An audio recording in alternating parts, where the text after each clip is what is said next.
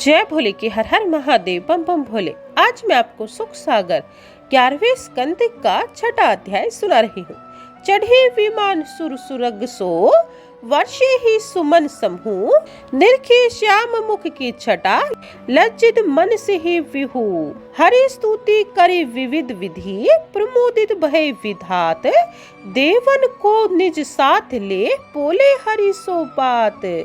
आए देवतन के ने कही, चलहु नाथ निज धाम, हरे बोले हिये धीर धरु, कछु विशेष मम काम। यादव गण को गमन लखी, तीर्थ क्षेत्र प्रभाव, भक्त राज उद्धव तबे, हरि सो कहत उदास। सुनिए, मुनि राज श्री सुखदेव जी बोले, हे राजा परीक्षित, एक समय पितामह ब्रह्मा जी अपने पुत्र सनकादि को तथा समस्त देवगणों को अपने साथ लेकर भगवान के सुंदर स्वरूप के दर्शन की मन में परम अभिलाषा धारण कर श्री द्वारिकापुरी को जाने लगे। पहले वे स्वर्ग लोक के बगीचे में जाकर सुंदर सुंदर फूल चुन लाए और वे अपने अपने दिव्य विमानों में बैठा कर आकाश से ही भगवान की मनोहर छवि का दर्शन करते हुए पुष्प वर्षा के साथ साथ उनकी दिव्य स्तुतियां करने लगे।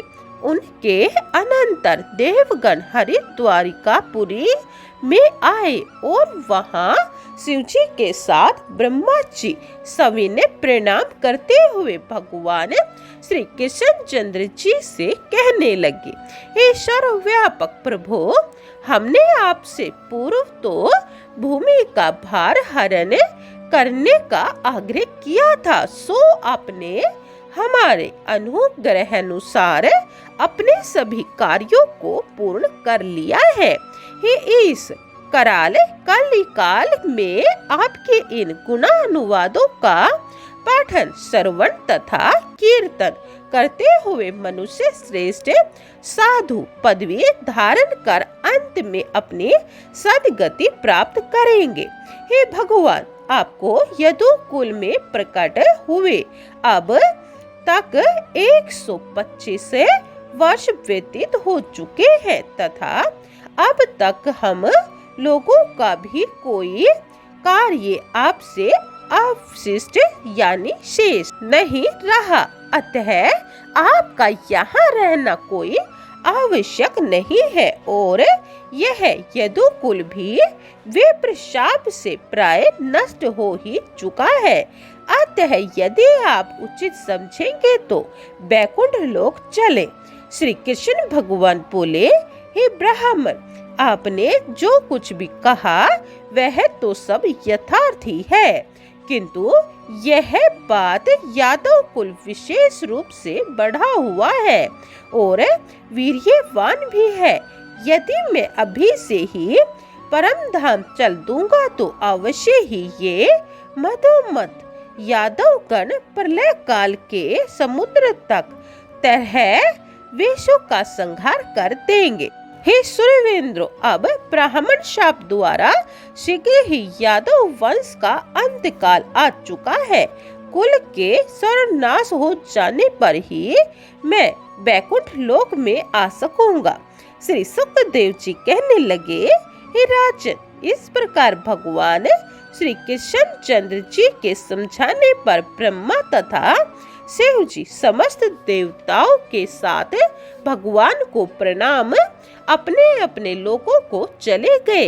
हे राजन, तदंतर समय प्राप्त होने पर द्वारिकापुरी में महान उत्पातों को होते हुए देखकर सर्वज्ञ श्री कृष्ण जी वृद्ध यदुओं से बोले, यादवों, नगर में ये जो चारों ओर उत्पात दिखाई दे रहे हैं, सो ये हमारे कुल के नाश करने के लिए विप्रशाप का कारण प्रतीत होता है। संभव है कि वह है हमारा नाश होने का समय समीप आ चुका है। अतः जीवन की इच्छा चाहने वाले हम लोगों का अब यहाँ द्वारिका में रहना उचित नहीं और आज ही हम पुण्य प्रभास क्षेत्र को चल देंगे।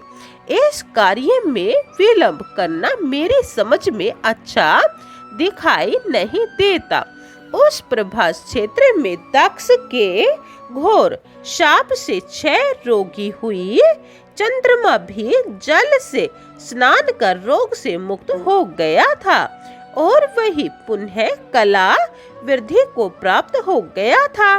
अतः हम सब वहां जाकर प्रथम स्नान करेंगे। पुनः देव पितृ गणों का तर्पण कर श्रेष्ठ ब्राह्मणों को भोजन कराएंगे तथा ब्राह्मणों को उत्तम दान देकर दान रूपी नौका से दुखी रूप समुद्र को तैर कर पार हो जाएंगे।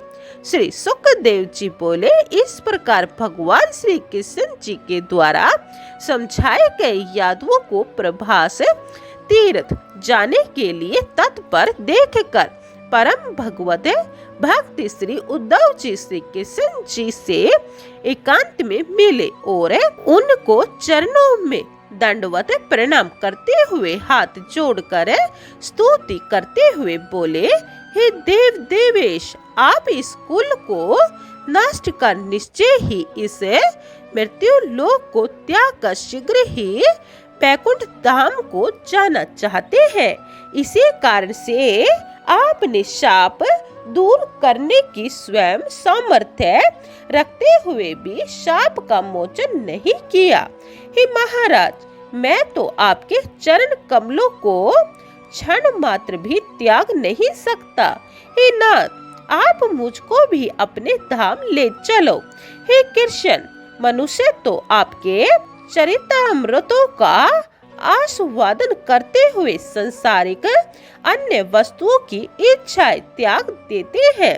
अतः मैं तो निरंतर शय्या, आसन, भोजन, ब्राह्मण, स्नान, वंदन आदि सभी कार्यों में आपके ही साथ रहा हूँ। अतः अब मैं आपको किस प्रकार छोड़ दूं? अतः हे दयालु, मेरे ऊपर परम कृपा कर सदैव मुझे अपना किंकर बनाए रखिए। मेरी यही आपसे प्रार्थना है। श्री सुखदेव जी कहने लगे, हे राजन, उद्धव जी की प्रेम भरी बातें सुनकर भगवान कृष्ण प्रसन्न हुए और उद्धव जी से वार्तालाप करने लगे। बोलिए कृष्ण भगवान की जय। 6वां अध्याय समाप्तम। जय भोले की 7वां अध्याय यह आप दूसरी वीडियो में सुने। जय भोले की हर हर महादेव, बम बम भोले।